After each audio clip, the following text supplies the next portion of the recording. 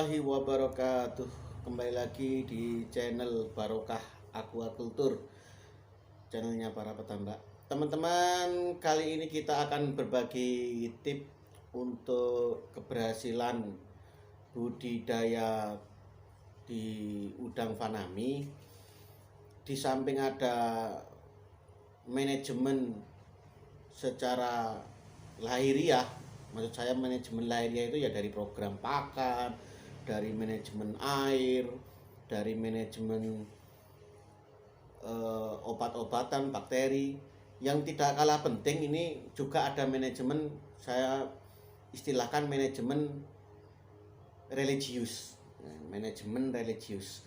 Apa sih manajemen religius itu? Bagaimana caranya ternyata keberhasilan kita dalam budidaya tambak itu juga bisa menjaga kondisi psikologis di tambak. Banyak cerita orang-orang yang berhasil seperti di Bali itu nggih. Kalau ada acara galungan itu masyarakat Bali itu datang ke pohon-pohon yang berbuah gitu ya. Ngomong sama buahnya itu, "Hai buah, hai pohon, cepatlah berbuah, berbuahnya banyak," untuk diadakan upacara galungan. Dan ternyata hasilnya juga sangat luar biasa, melimpah ruah. Ada lagi para petani ya, keliling sawahnya dengan bernyanyi-nyanyi untuk motivasi biar berhasil sawahnya, biar berhasil padinya, panennya melimpah, dan hasilnya juga membuktikan sangat luar biasa gitu ya.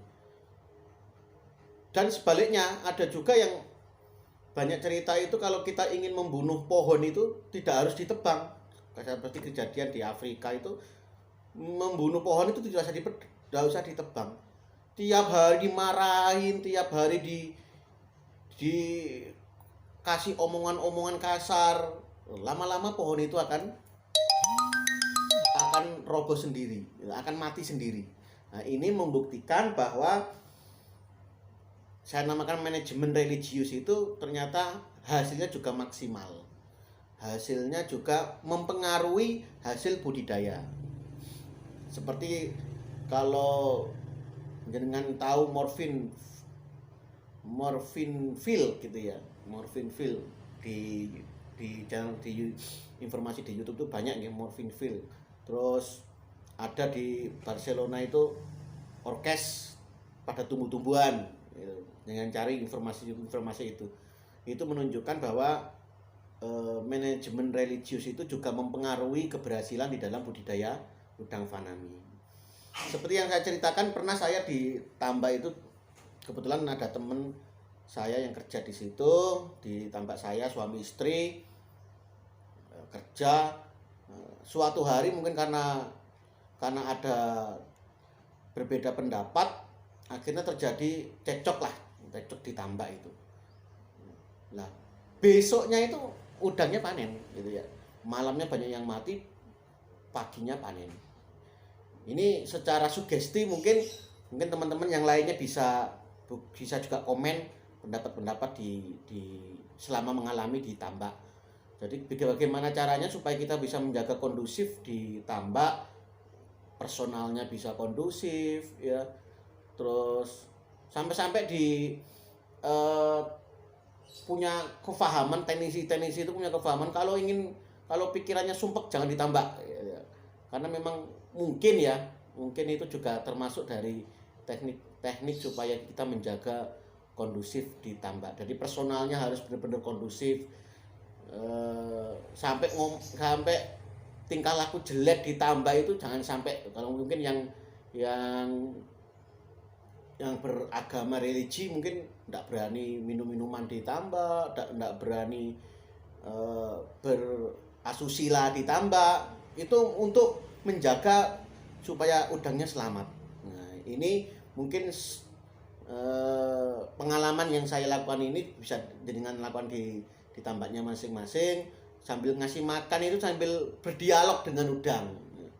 Cepat besar, semoga hasilnya melimpah, barokah. Itu ternyata hasilnya positif.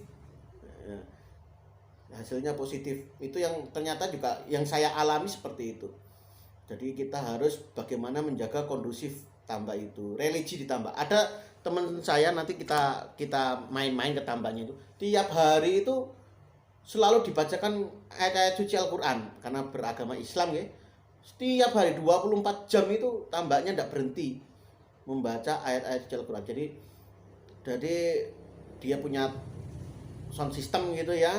Tiap hari itu 24 jam sound systemnya itu dihidupkan untuk memutar ayat-ayat suci Al-Qur'an. Ternyata itu sugesti yang saya namakan manajemen religius itu membuktikan bahwa dengan budidaya yang walaupun budidayanya secara teknik bagus, secara keilmuan budidaya bagus, tapi kalau manajemen religiusnya tidak kita gunakan, tidak kita pakai, keberhasilan itu juga menentukan dari manajemen religi ini.